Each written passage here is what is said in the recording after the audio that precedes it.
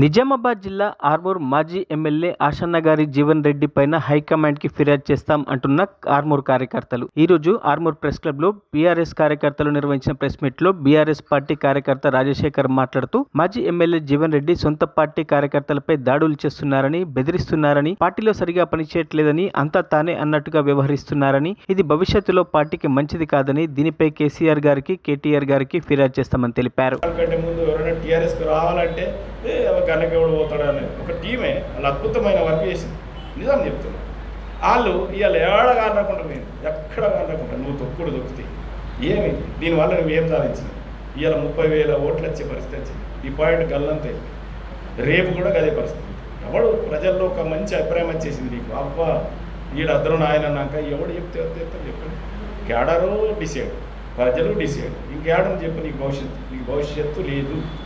కాబట్టి ఆయన అన్న తప్పుకోవాలి, లేకపోతే కేసీఆర్ అన్న తప్పియాలి. కూడా గౌరవ కేసీఆర్కి తరడా ఇస్తాము. రెండోది ఏమంటున్నంటే, ఈ నియోజకవర్గంలో రేపు వచ్చే ఎన్నికలు ఉన్నాయి, సర్పంచ్ ఉన్నాయి, జడ్పీటీసీ ఇవన్నీ ఉన్నాయి. కాబట్టి ఇవన్నిట్లల్లో ఈయన వస్తే మాత్రం ప్రజలు ఓటేయరు. ప్రజలు స్పష్టమైన నిర్ణయంతో ఉన్నారు. జీవన్ రెడ్డి అంటే మేము వేసేది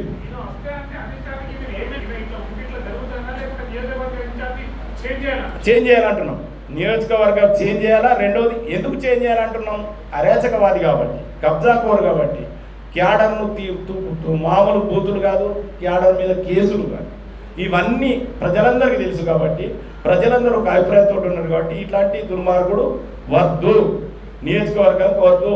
రేపు ఇంకో రెండోది ఏమంటున్నంటే, నియోజకవర్గం కానీ రాష్ట్రంలో కానీ కొంత బీసీ వాదం కూడా పెరుగుతుంది. అవన్నా కాదన్నా బీసీ వాదం పెరుగుతుంది. అది కూడా ఆయనకు మైనస్.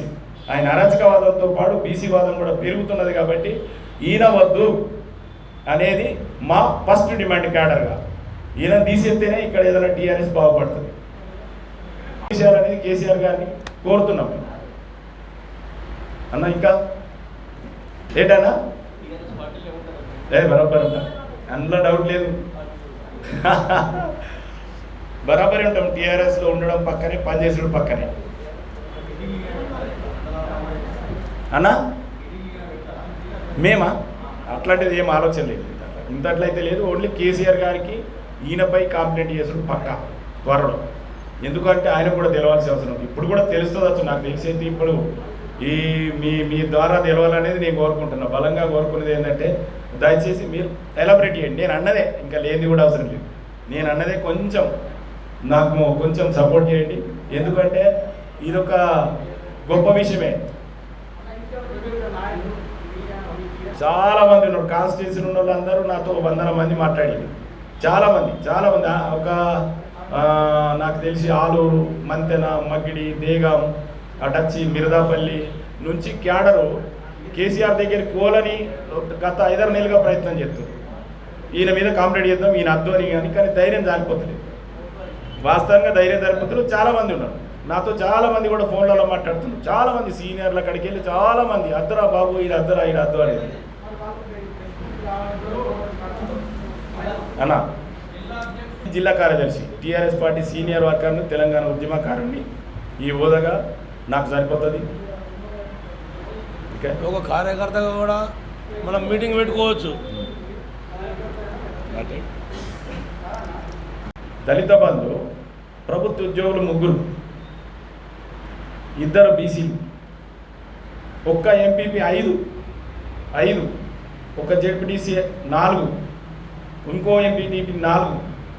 ఇట్లా దళిత బంధు అంటే దళితులు ఎవరైనా గరీబులు ఉంటే, టీఆర్ఎస్ కార్యకర్త కాకుండా ఎవరైనా దళితులు వాస్తవం చెప్తే దళిత బంధు అది విడతల వారికి వస్తున్న క్రమంలో ఆ కులాలకు వెళ్ళి, అయ్యా మీ ఊరికి ఒక 4 వస్తున్నాయి, మీరు వాళ్ళకన్నా మీరు పేరు చెప్పుర్రి అంటే ఎంత బాగుంటుంది. ఇలా దానివల్ల ఎస్సీలు అందరూ ఎగనెస్ట్ అయిపోయారు, టోటల్ ఎగనెస్ట్ అయిపోయారు. జీవన్ రెడ్డి అమ్మ ఇట్లా చేస్తాడని ఆయన ఇష్టం వచ్చిన వాళ్ళకి ఇచ్చేసుకున్నాడు. అంతకంటే అన్యాయం ఏంటంటే, అది దళిత బంధు సరే, వేరేది ఏమైనా మాకేం అభ్యంతరం లేదు. అంటే ఒక కౌన్సిలర్, లైవ్ కౌన్సిలర్లు బీసీ కౌన్సిలర్లకు ఇవ్వడమా ఎంత ఘోరం. నీకు ఛాయ్ అందించేటోడికి, చెప్పులు మోసేటోళ్ళకు ఎట్లనే. అవునా? ఒక గవర్నమెంట్ ఎంప్లాయీస్ 3, మళ్ళీ మన ఆర్మూర్ గారు